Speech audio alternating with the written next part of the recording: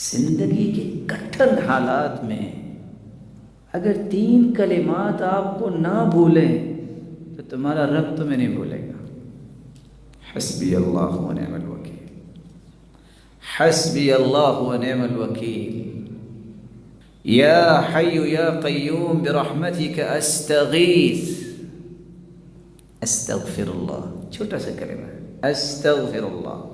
من لازم الاستغفار جعل اللہ له من كل هم فرجا ومن كل ضيق مخرجا ورزقه من حيث لا يحتسب۔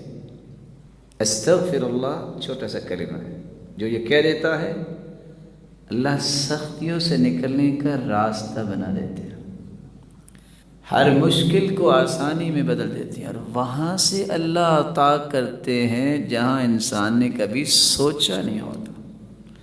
میں اتفاق سے کراچی درس پہ گیا، جو ہی ہم گاڑی سے اترے، حالات بھی کراچی کے ویسے ہی ہیں، اللہ تعالیٰ مہربانی فرمائے، تو ایک شخص کہتا ہے مولانا میں آپ کے ساتھ جانا چاہتا ہوں۔ ساتھی بھی پریشان ہوئے کہ یہ کون ہے جو کہہ رہا ہے، کہتے بس 2 منٹ مجھے دیجیے، یہ میرے استغفار کی گاڑی ہے۔ کہ کیا مطلب؟ کہتے یہ میرے استغفار کی گاڑی ہے۔